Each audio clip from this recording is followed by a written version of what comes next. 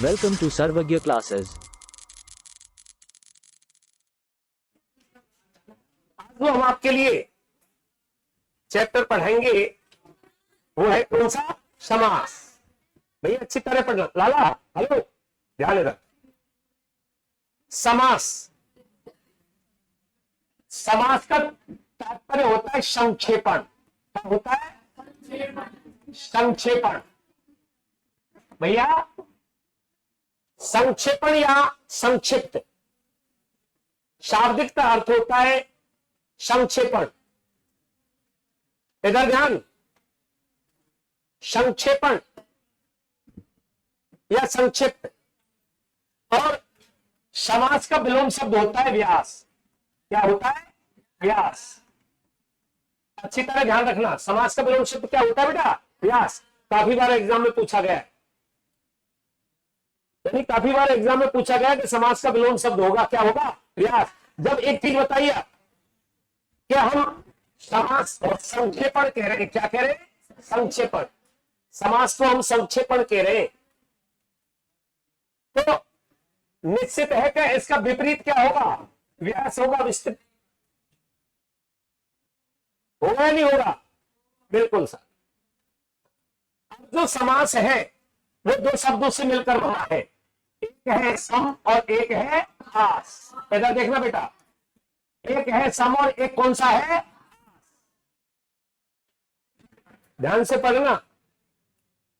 हाँ, सम आस। सम का मतलब होता है पास में। सम का मतलब क्या होता है बेटा? पास में। और आस का तात्पर्य होता है लाना या बैठाना। लाना या बैठाना। इधर देखना साहब, ध्यान कर। समास का जो तात्पर्य है, यानी दो शब्दों से मिलकर बनाए, सम प्लस आस। सम का क्या मतलब है? सम का मतलब क्या है? और आस का मतलब लाना या बैठाना। और संधि भी देखिए आप, संधि में भी बताया ना कि दो शब्दों को पास में लाने से जो विकार उत्पन्न होता है, प्रथम शब्द की अंतिम ध्वनि और द्वितीय शब्द की, दोनों में जो विकार उत्पन्न होता है वो विकार परिवर्तन, उस परिवर्तन को अपन क्या कहते हैं? संधि। जबकि समास में आप देखिए दो पदों को मिलाया जाता है। दो पदों को क्या किया जाता है? मिलाया जाता है। और जिन्हें उन पदों को मिलाने में जो विभक्ति चिन्ह का प्रयोग किया जाता है, भैया विभक्ति चिन्ह का जो प्रयोग किया जाता है उसको क्या किया जाता है? लुप्त किया जाता है। तब जाकर के क्या बनता है? समास। समझना अच्छी तरह से। समास तो सम प्लस है आस। सम का मतलब और आस का मतलब लाना या बैठाना। दो शब्दों को दूर से लाकर पास में मिलाने को अपन क्या कहते हैं? समास कहते हैं। परिभाषा के बारे में मैंने पहले जिक्र किया था जब संधि पढ़ाई थी।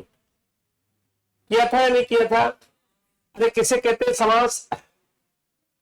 दो या दो से अधिक सार्थक, समझना सब अच्छी तरह से, दो या दो से अधिक सार्थक शब्दों के सार्थक मेल को जिनका कोई सार्थक अर्थ निकलता हो उसे संधि, समास और संयोग कहते हैं। संधि में प्रथम शब्द की द्वितीय शब्द की मिलने पे क्या हो? विकार मीन्स वह परिवर्तन से ये अपन क्या कहते हैं? संधि कहते हैं। जबकि समास में दो सामासिक पदों को लाया जाता है और विभक्ति चिन्ह को क्या किया जाता है? लुप्त किया जाता है। जैसे समझना सब अच्छी तरह से, मैंने लिखा बैलगाड़ी। क्या लिखा बेटा? बैलगाड़ी।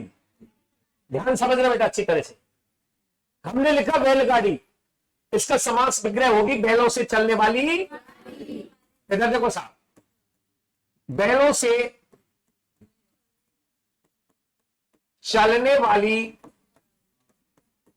गाड़ी। बेटा ध्यान इधर, गाड़ी, बैलों से चलने वाली गाड़ी। अब देखो दो शब्द हो गए, एक तो क्या हो गया? बैल, और एक क्या हो गया? गाड़ी। अरे हुआ कि नहीं हुआ? दो शब्द हो गए कि नहीं हुए? अब एक बात बताइए, इन शब्दों को मिलाने को अपन क्या कहेंगे? समास। मिलाने को क्या कहेंगे? समास। और जब मिलाएंगे तो ये कब मिलेंगे? इसका क्या करना पड़ेगा? लोग। इसका क्या करना पड़ेगा बेटा, तो दोनों को मिलाया तो का बन गया, का बन गो भैया, बैलगाड़ी। ये होता है सब समास। क्या होता है, समास। जबकि संधि में क्या होगा, संधि में जब दो शब्दों को मिलाएंगे तो प्रथम शब्द की अंतिम ध्वनि और द्वितीय शब्द की, दोनों जब मिलेंगे तो एक बेकार का क्या होगा, बेकार। और वो बेकार ही क्या है, परिवर्तन है। परिवर्तन ही क्या कहलाता है, संधि कहलाता है साहब। क्या कहलाता है, संधि कहलाता है। ध्यान रखना सब अच्छी तरह से। ओके, समास को क्या कहते हैं, संक्षेपण। विलोम शब्द क्या है, दो शब्दों से, जैसे पहला है संप्लस, शब्द का मतलब, आस का मतलब लाना या बैठाना। मैंने उदाहरण आपके सामने पेश कर दिया है। ये है यहां समास है। क्या है बेटा, समास। समास के भेद इधर देखें साहब अच्छी तरह से। समास के भेद,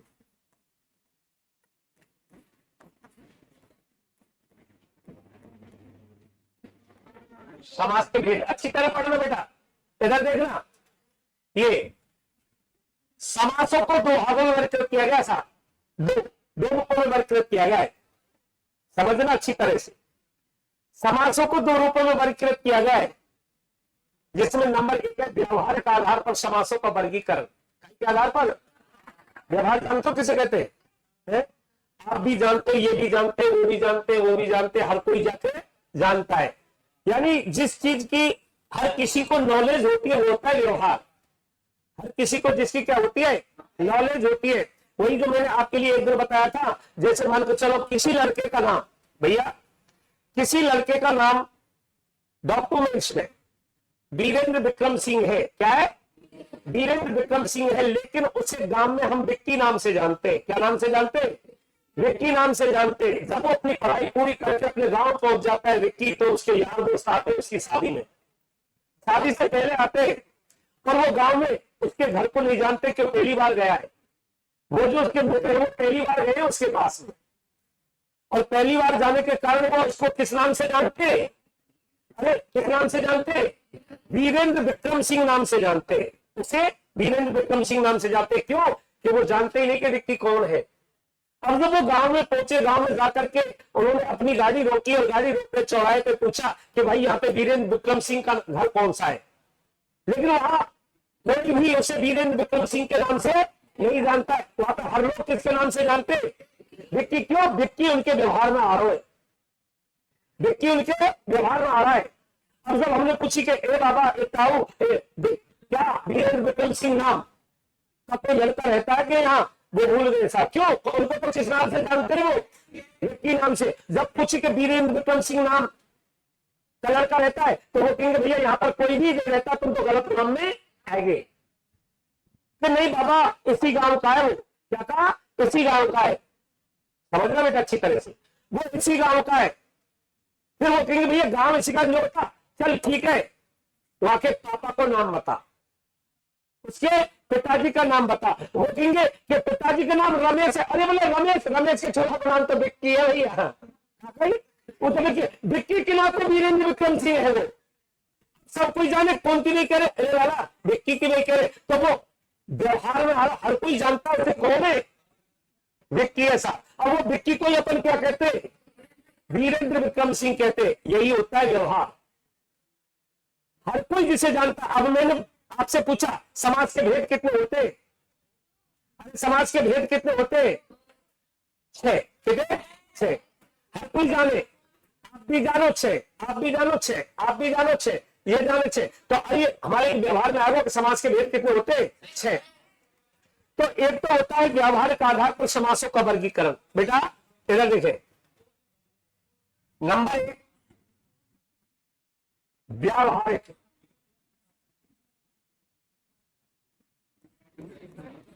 व्यवहारिक के आधार पर समासों का वर्गीकरण। बेटा ध्यान रखना, समासों का वर्गीकरण, ध्यान इधर, वर्गीकरण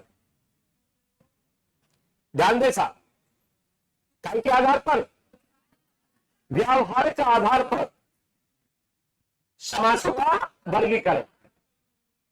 ध्यान दे इधर भैया, एक है व्यावहारिक आधार पर समासों का वर्गीकरण और नंबर दूसरा है व्याकरण के आधार पर समासों का वर्गीकरण। बेटा ध्यान इधर, व्याकरण के आधार पर, के आधार पर समासों का वर्गीकरण।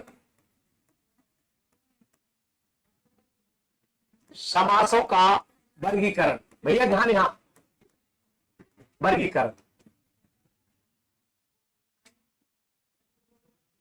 हाँ जी साहब, इधर देखिए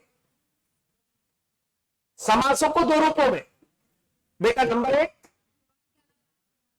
व्यवहार के आधार पर समासों का वर्गीकरण, नंबर दो व्याकरण के आधार पर समासों का वर्गीकरण। ध्यान इधर, इधर देखिए साहब, व्यवहार के आधार पर जो समास है उन्हें 6 भागों में वर्गीकृत किया गया। कितने भागों में?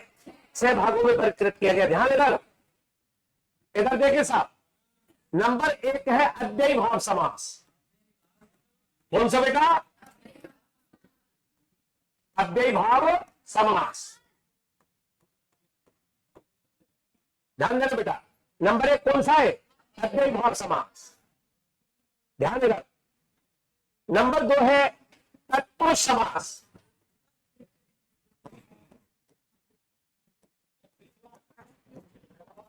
तत्पुरुष समास। ध्यान देना, नंबर 2 कौन सा है? तत्पुरुष समास।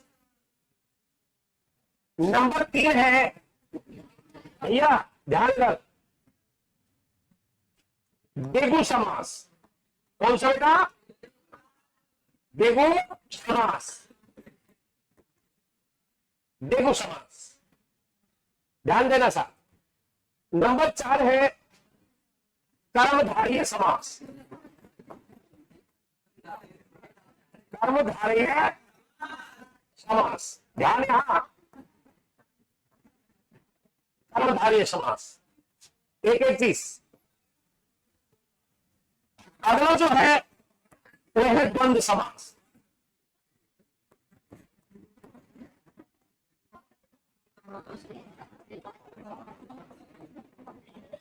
समास। ध्यान रख। छठवां जो है वो कौन सा है? बहुव्रीहि समास। इधर देखिए साहब, बहुव्रीहि समास। ध्यान देगा भैया, व्यावहारिक आधार पर समासों को कितने भागों में? कितने भागों में? नंबर 1 अव्ययी भाव समास, नंबर 2 तत्पुरुष समास, नंबर 3, नंबर 4 कर्मधारय समास, नंबर 5 और नंबर 6। अगर आपसे पूछे कि व्यावहारिक आधार पर समासों को कितने भागों में वर्गीकृत किया गया तो आप कहते ना व्यावहारिक आधार पर समासों को 6 भागों में वर्गीकृत किया गया है। ध्यान देना बेटा अच्छी तरह से, एक एक चीज देखिए। व्याकरण के आधार पर, व्याकरण की दृष्टि से समासों को 4 भागों में वर्गीकृत किया गया। कितने भागों में? 4 भागों में। बेटा समझना अच्छी तरह से, यानी व्याकरण के आधार पर समासों को कितने भागों में? 4 भागों में। कितने में? जबकि व्यवहारिक आधार पर आप भी जानो, ये भी जानो, ये भी जानो, मैं भी जानू, सबको ही जाने, ये व्यवहारिक आधार। ठीक है ना, कोई दिक्कत नहीं होनी चाहिए। इधर देखिए सर, नंबर 1 है अव्ययी भाव। कौन सा बेटा? अव्ययी भाव। अव्ययी भाव समास। इधर देखना साहब, अव्ययी भाव समास। बेटा ध्यान देना इधर। दूसरा जो है उसे कहते हैं तत्पुरुष समास। क्या कहते हैं बेटा? तत्पुरुष समास। ध्यान देना, इधर देखिए आप, नंबर 1 अव्ययी भाव समास। अव्ययी भाव समास यहां भी है और अव्ययी भाव समास यहां भी है। कोई दिक्कत? दोनों को ठीक है बेटा। आगे देखिए साहब, दूसरा है तत्पुरुष समास। क्या है? तत्पुरुष समास। और इधर देखिए साहब, तत्पुरुष समास के कितने भेद होते? 6 भेद होते हैं साहब। कितने भेद होते? 6 भेद। इसके 6 उपभेद होते। ध्यान अच्छी तरह से लाई, इधर ये, हाँ इधर देखिए। नंबर 1, भैया ध्यान देना, जिस समास को हम भैया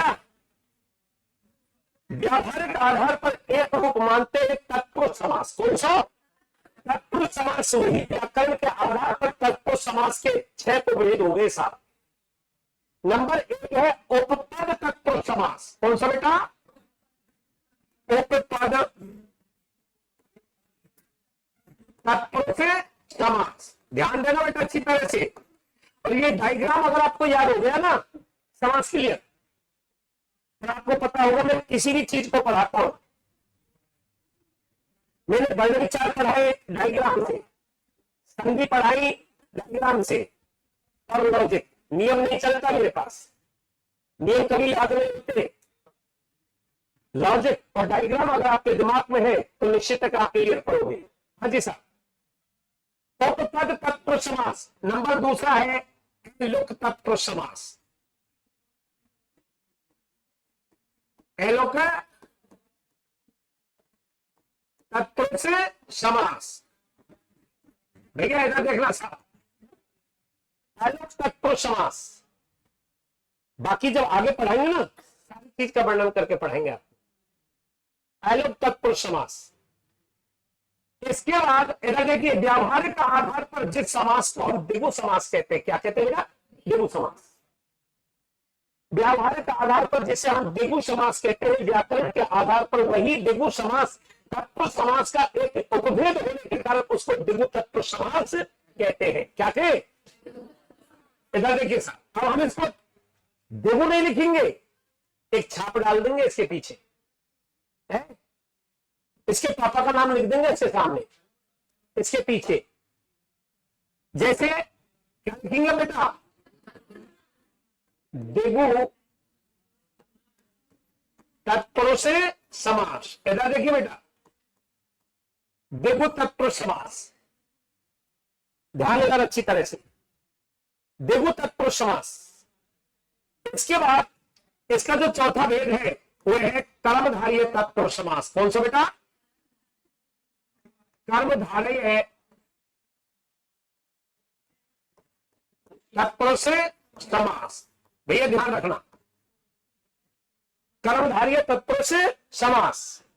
जहां व्यवहार के आधार पर कर्मधारय को अलग से ऐदा दिया गया था, नाम दिया गया था, वही कर्मधारय तत्पुरुष समास व्याकरण की दृष्टि से किसका उपभेद है? तत्पुरुष समास का। जहां इसे केवल कर्मधारय नाम से, जहां इसे केवल कर्मधारय नाम से ही संबोधित किया गया, यहां पर व्याकरण के आधार पर हमेशा देखो आगे नाम कर्मधारय तत्पुरुष समास। नाम से इंगित किया गया है, नहीं किया गया है? अरे किया गया है, नहीं किया है? करो नहीं करो? ये देखिए साहब, नन तत्पुरुष समास। कौन सा बेटा? नन तत्पुरुष समास। नन तत्पुरुष समास। ध्यान देना साहब, नन तत्पुरुष समास ये है। और छठवां जो इसका भेद है, लोप्त पद तत्पुरुष समास। लोप्त पद तत्पुरुष समास। बेटा ध्यान देना अच्छी तरह से, लोप्त तत्पुरुष, लोप्त पद तत्पुरुष समास। ध्यान देना भैया। इसके बाद आपको पता है कि व्याकरण के आधार पर नंबर एक अव्यय भाव समास। कौन सा बेटा? नंबर 2 कौन सा समास? तत्पुरुष समास के उपभेद कितने?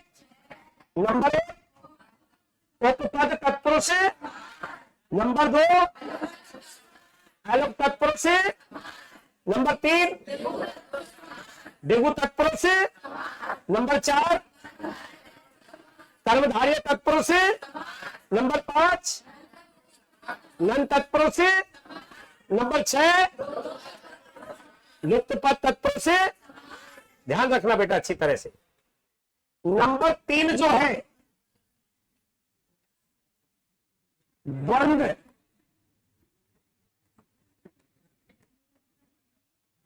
द्वंद्व समास बेटा ध्यान रखना। द्वंद्व समास ध्यान रख। द्वंद्व समास और द्वंद्व समास को 3 रूपों में वर्गीकृत किया गया। साहब कितने रूपों में? 3 रूपों में वर्गीकृत किया गया। ध्यान से पढ़ना साहब अच्छी तरह से। नंबर 1 इतरेत्तर द्वंद्व। कौन सा बेटा? इतरेत्तर द्वंद्व। इतरेत्तर द्वंद्व ध्यान रख। नंबर 2 है समाहार द्वंद्व। कौन सा बेटा? समाहार द्वंद्व।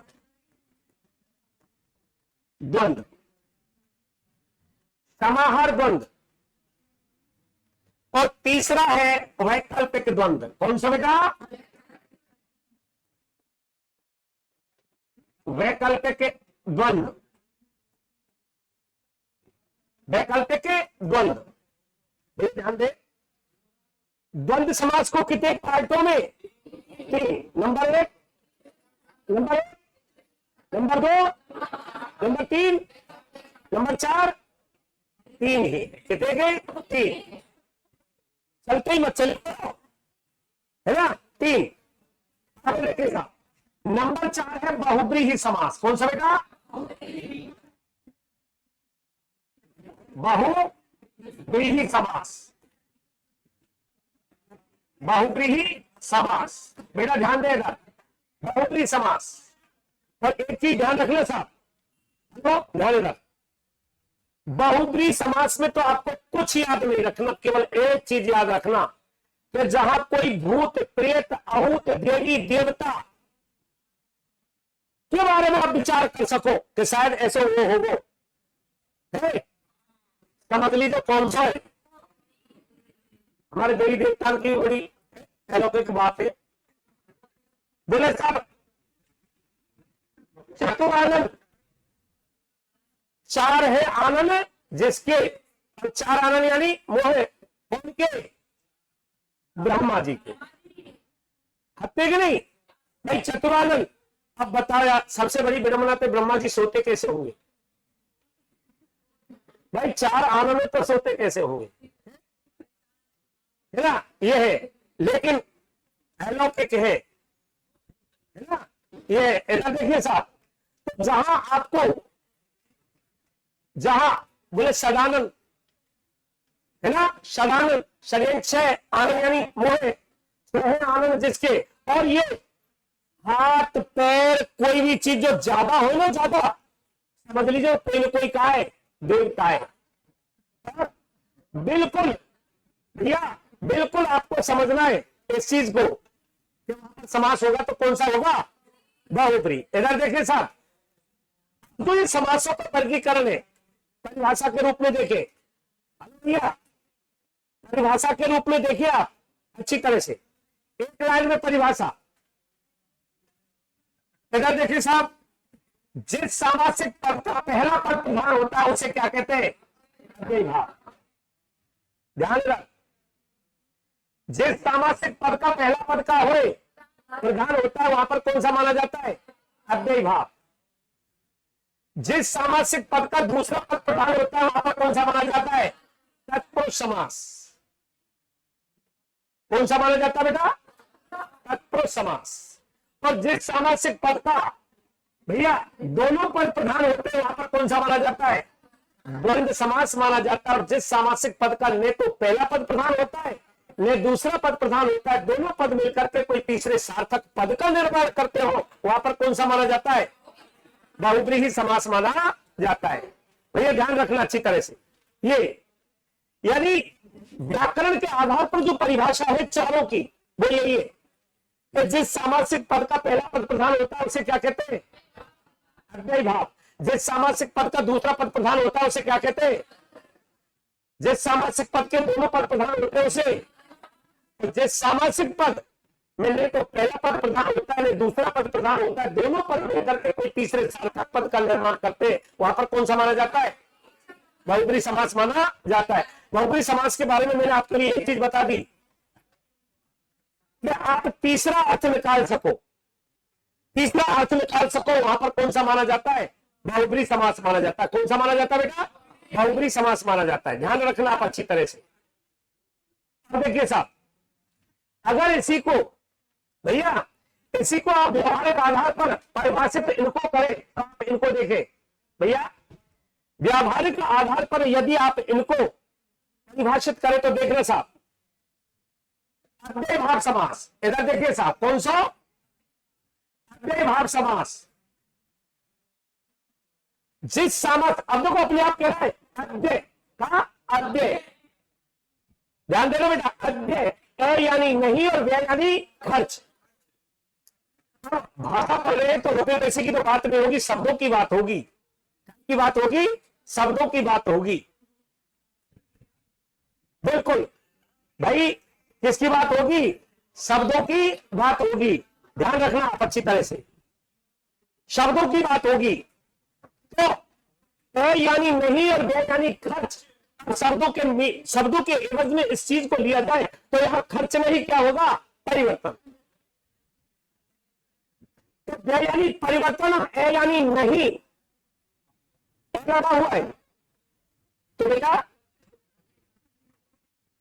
ये शब्द जो लिंग वचन कारक काल के अनुसार, बेटा ध्यान रखना लाली भैया, इधर वे शब्द जो लिंग वचन कारक काल के अनुसार किसी भी रूप में क्या नहीं होते? परिवर्तित नहीं होते, हम उन्हें क्या कहते हैं? अद्य कहते हैं।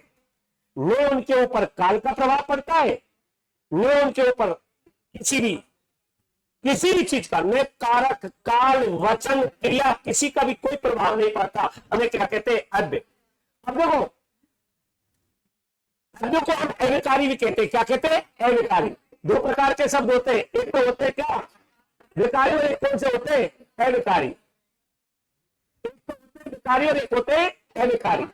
ध्यान रखना आप अच्छी तरह से। विकारी भी होते हैं जो लिंग वचन कारक काल के अनुसार क्या हो जाते हैं? परिवर्तित हो जाते हैं। और अविकारी भी होते हैं जो लिंग वचन कारक काल के अनुसार किसी भी रूप में क्या नहीं होते? परिवर्तित नहीं होते। तो देखिए, अगर मैं आपसे पूछूं संज्ञा विकारी है या अविकारी है? अरे विकारी है, परिवर्तन कर सकते हैं कि नहीं हम? भाई लड़का लड़की लड़के कर सकते कि नहीं अपन? है मनुष्य आदमी, ये परिवर्तन हो जाता है साहब। तेरा छोरी रग नहीं जाए, हाँ हो जाता है। मोटा मोड़ी रग नहीं जाए, ये समझना साहब। ये सर्वना परिवर्तित हो जाते कि नहीं?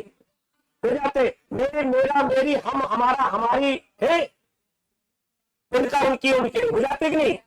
ये सब विशेषण परिवर्तित हो जाते हैं क्या? हो जाते हैं साहब। अच्छा अच्छी अच्छे, अच्छा अच्छी अच्छे परिवर्तित हो जाते हैं। लेकिन आप बताइए एक चीज, क्रिया परिवर्तित हो जाते? हो जाती है। जाता जाती जाते, लेकिन अगर कभी परिवर्तित नहीं हो सकते। जैसे मैंने लिख दिया एक चीज भैया, मैंने लिख दिया यथा, यथा क्या लिख दिया बेटा? यथा। और दूसरा यथा संभव। बेटा कर देखना, यथा संभव, ये कर दिया साहब।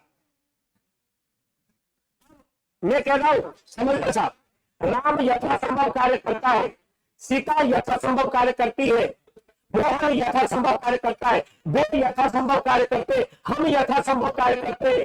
कोई भी शब्द लोग वाक्य बोलिया, लेकिन यथासंभव परिवर्तित नहीं होगा, बाकी की चीज परिवर्तित हो जाएंगे। अब ये थोड़ी है कि राम है तो यथासंभव लगा दो और सीता है तो यथासंभव ही कर दो। ऐसे करोगे कि नहीं? परिवर्तित नहीं होगा, ये कभी भी परिवर्तित। तो देखिए भैया, जिस सामासिक पद का परिभाषा तो बताई व्याकरण के आधार पर, जिस सामासिक पद का पहला पद प्रधान होता है वहां पर कौन सा माना जाता है? लेकिन दूसरी देख लीजिए आप, व्यवहारिक परिभाषा भी देखिए कि जिस सामासिक पद का पहला पद अव्यय, अव्यय यानी ए यानी नहीं और व्यय यानी खर्च, जो लिंग वचन कारक काल के अनुसार किसी भी रूप में क्या नहीं होता है, परिवर्तित नहीं होता। जिस सामासिक पद का पहला पद का हो अव्यय एवं दूसरा पद संज्ञा हो, वहां पर कौन सा माना जाता है, कौन सा माना जाए, अव्ययभाव समास। तत्पुरुष समास, ध्यान रखना साहब, तत्पुरुष समास की परिभाषा पहले बताई थी मैंने आपके लिए। जिस सामासिक पद का दूसरा पद प्रधान होता है वहां पर कौन सा माना जाता है, कौन सा माना जाएगा, तत्पुरुष समास। लेकिन व्यवहारिक आधार पर वो देखिए परिभाषा कि जिस सामासिक पद में कारक की द्वितीय विभक्ति से लेकर, बेटा जिस सामासिक पद में कारक की द्वितीय विभक्ति से लेकर के सप्तमी विभक्ति तक के चिन्हों का क्या होता है, लोप होता है, वहां पर कौन सा माना जाता है, तत्पुरुष समास माना जाता है। जैसे इधर देख रहे हैं, ए भैया मैंने कर दिया रसोई घर, क्या किया, रसोई घर, ये कर दिया साहब, रसोई घर।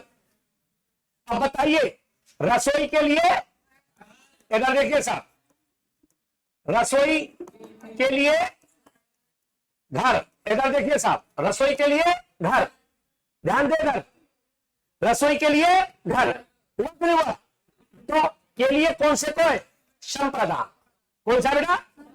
इसी प्रकार से जब मैं इनका विस्तृत वर्णन करवाऊं तब आप देखना पूरी चीज क्लियर हो जाएगी। यहां तो केवल मैंने इनका भेद वर्गीकरण किया है।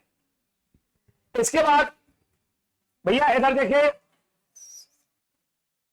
द्विगु समास, द्विगु समास की यहां पर परिभाषा क्या है, जिस सामासिक पद का दूसरा पद क्या होता है, प्रधान होता है, प्रधान होता है, वहां पर द्विगु तत्पुरुष समास माना जाता है। लेकिन अगर इसको व्यवहारिक आधार पर लाया जाए, बेटा क्या आधार पर, व्यवहारिक आधार पर अगर हम इसे लाएंगे तो ये क्या है कि जिस सामासिक पद का पहला पद क्या संख्यावाची हो एवं संपूर्ण पद काय को बोध करावे, बेटा संपूर्ण पद काय को समूह या समाहार का बोध करावे, बेटा समास कौन सा होगा, द्विगु होगा। कौन सा होगा, द्विगु। समझना आप अच्छी तरह से, जिस सामासिक पद का पहला पद संख्यावाची, संपूर्ण पद काय को समूह या समाहार का बोध कराता हो, वहां पर कौन सा होगा, द्विगु समास होगा। कौन सा होगा बेटा, द्विगु समास होगा। ध्यान रखना अच्छी तरह से, ओके। अब देखिए साहब आगे है कर्मधारय तत्पुरुष समास, सॉरी कर्मधारय समास। कौन सा बेटा, कर्मधारय समास है, कर्मधारय समास। अब कर्मधारय समास में एक चीज है, यहां तो इसे क्या मानते, यहां तो इसे किसका भेद मानते, लेकिन व्यवहारिक आधार पर इसे क्या कहते हैं, तो व्यवहारिक आधार पर भी परिभाषा देख लीजिए साहब। जिस सामासिक पद में एक पद दूसरे पद की क्या बताए, विशेषता, हेलो भैया, जहां एक पद दूसरे पद की विशेषता बतलाता हो वहां पर समास कौन सा माने जाए। अब ये नहीं बताया मैंने कि पहला पद दूसरे पद की या दूसरा पद पहले पद की, मैं केवल क्या बोल रहा हूं, जहां एक पद दूसरे पद की क्या बताता है, विशेषता बतलाता है, वहां पर कौन सा होता है, कर्मधारय समास होता है। कौन सा होता है बेटा, कर्मधारय समास होता है। ठीक है, कोई दिक्कत। ये अब देखिए साहब कैसे, और ये विशेषता 5 रूपों में बताई जाती है। कितने रूपों में, 5 रूपों में। अब ये 5 रूपों में कैसे बताई जाती है, जब विस्तृत वर्णन करवाऊं ना तब आपको पता चलेगा साहब। केवल मैं भेद वर्गीकरण करवा रहा हूं अभी से। इसके बाद जो द्वंद्व समास है, इधर देखिए साहब, द्वंद्व समास को यहां भी अलग है और यहां भी क्या है, ये अलग है। बेटा समझना अच्छी तरह से, यहां भी अलग है और यहां भी अलग है। इसलिए भैया ध्यान रखें, द्वंद्व समास के बारे में यही बताते हैं कि जिस सामासिक पद के दोनों पद क्या होते हैं, प्रधान होते हैं। जितना पहला पद, जितनी वैल्यू पहले पद की है उतनी वैल्यू किसकी है, दूसरे पद के। जितना प्रभाव पहला पद डाल रहा है उतना ही प्रभाव कौन डाल रहा है, दूसरा पद डाल रहा है। ध्यान रखना सब अच्छी तरह से। तो वहां पर क्या माना जाता है, द्वंद्व समास माना जाता है। कौन सा माना जाता है बेटा, द्वंद्व समास माना जाता है। विस्तृत वर्णन बाद में। आगे देखिए साहब, बहुब्री समास। बहुब्री समास को यहां भी अलग है और यहां भी इसका नाम अलग ही है, बहुब्री समास। यानी व्याकरण के आधार पर भी बहुब्री समास अलग है और व्यावहारिक आधार पर भी बहुब्री समास अलग है। ध्यान देना बेटा अच्छी तरह से। बेटा अलग अलग तो है ये, हाँ ना ना बिल्कुल। इधर देखिए साहब, यहां पर इधर देखिए आप, तत्पुरुष है, तत्पुरुष यहां पे और तत्पुरुष यहां पे, ये 6 रूप बता दिए, यहां इनकी अलग अलग होगी। अब एक देखो आप, कि जिस सामासिक पद का नहीं तो पहला पद प्रधान होता है, नहीं जिसका दूसरा पद प्रधान होता है, दोनों पद मिलकर के, बेटा ध्यान रखना, दोनों पद मिलकर के कोई तीसरे सार्थक पद का निर्माण करते हैं, वहां पर कौन सा माना जाता है? कौन सा माना जाता है बेटा? बहुब्री समास माना जाता है। तो बेटा मैंने समासों के बारे में बताया और समासों का केवल वर्गीकरण करवाया है, वर्गीकरण का विस्तृत वर्णन मैंने आपके लिए नहीं करवाया, केवल अभी से पहली क्लास समास की, इसलिए कौन, केवल वर्गीकरण का मैंने वर्णन करवाया आपके लिए। और आप इस तरीके से बिल्कुल समास के बारे में जानकारी, समास क्या है, समास किसे कहते हैं, किन शब्दों से मिलकर बना है, समास का विलोम शब्द क्या है, समास को कितने भागों में वर्गीकृत किया गया है, कितने भागों में कितने भेद हैं, इस चीज का मैंने आपको अवलोकन कराया है। ठीक है ना? आज की कक्षा में इतना ही, जो लिखा हुआ है उसे आप उतार लें अपनी कॉपी में। ओके।